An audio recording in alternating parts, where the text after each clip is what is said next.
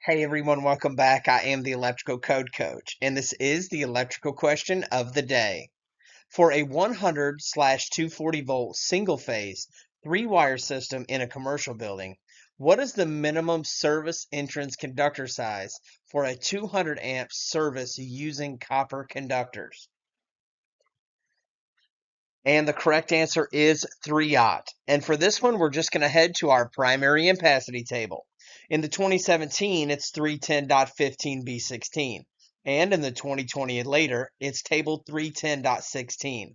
We're going to start on the left-hand side of the table for copper, and then we're going to come to the 75-degree C column because we're 101 amps or greater. In the absence of your question stating the terminal rating, whether 60, 75, or 90, you're always going to default to the 75-degree table when we are 101 amps or more. And in this case, we're 200 amps. So we're going to head there and we're going to select a 3-aught copper conductor.